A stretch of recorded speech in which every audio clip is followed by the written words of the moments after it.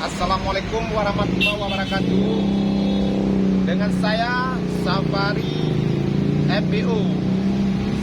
Saya akan memperkenalkan bagaimana cara memasang mata bobok yang sudah patah.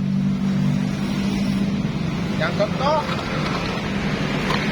yang ini padahal ini kan baru, tapi sudah patah. Bagaimana cara kita bekerja di lapangan supaya bisa bekerja lagi? Dan sebelum kita lanjutkan ke acara selanjutnya, yang belum komen dulu, share, subscribe, tekan lonceng supaya tidak ketinggalan video-video berikutnya. Mari kita coba. Ya, ini namanya, kalau kami di Aceh bilang bobok kecil, ya. Ini kalau kita coba di sini, ini kan sudah patah nih. Nah, dia kan sudah patah. Nah, cuma jangan sampai kita kewalahan di lapangan. Kita harus memasukkan ini dulu yang patah. Coba rapatkan kembali, jangan nampak. Nah, ini yang sisanya yang patah nih, ya. Ini memang dia patah nih. Ya. Kalau kita di lapangan, kalau kita memikirkan untuk beli ini kan mungkin bisa jadi jauh, atau bisa memakan waktu sampai berjam-jam kita harus beli mata lain. Nah, cuman kita harus menggunakan caranya mudah. Kita masukkan dulu ini, masukkan aja ke ini kemari, nah, masuk. Ini kan patah, itu kan ada lawannya. Belum, ya, ini kan udah lengket. Beda sama yang ini. Kalau ini kan beda. Kalau ini kan masih utuh dia nih ya, kan beda. Memang beda kan. Ini kan nggak ada kepala lagi. Kepalanya sedangkan dia sudah tinggal di sini. Nah, kalau yang masih utuh kita tak usah pakai sambung-sambung lagi, tinggal colok. Cuman ini udah pendek. Oke, sekarang kita coba bekerja yang sudah patah ya. Ya, kalau kita masuk tadi yang patah kan, sekarang masukkan yang ini. Sekarang kita coba untuk cara bekerjanya. Ya, perhatikan ya.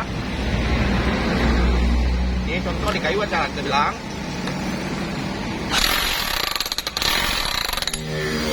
Kayu aja bisa dibelah ya.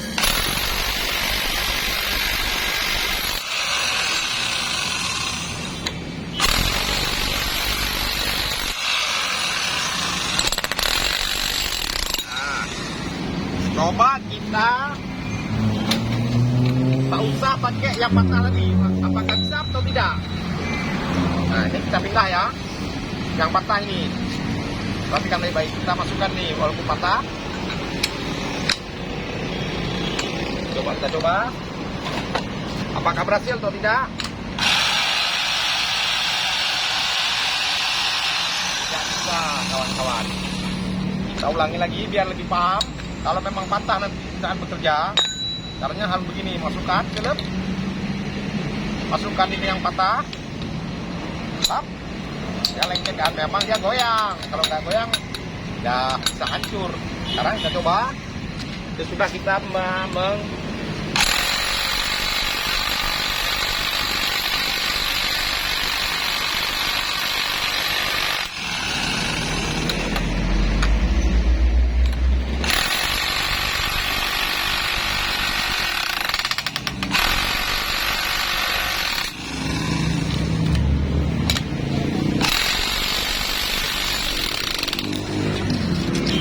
ya. Apabila saudara-saudara kalau mempunyai alat ini, cara untuk membelah kayu cukup menggunakan ini saja, gosok ini sampai tipis, langsung bisa untuk membelah kayu. Nah, mudah caranya sekarang. Yang penting kita harus memahami. Kalau ini bulat, kita coba yang bulat ya. Kalau yang bulat nggak usah pakai patah lagi karena dia masih utuh. Ya, kita coba ini, apakah ini masuk? Mudah-mudahan.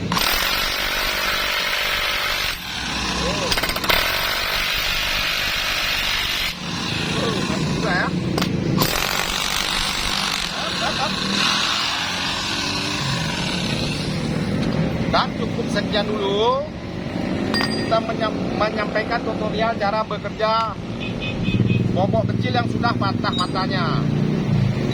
Semoga bermanfaat bagi saudara-saudara saya yang berada dimanapun berada saat bekerja, bisa dengan terjadi hal-hal yang tidak diinginkan patah. Cuman karena sudah saya kasih cara-cara bekerja, mudah-mudahan bermanfaat semua. Wassalamualaikum warahmatullahi wabarakatuh. Salam dari Aceh.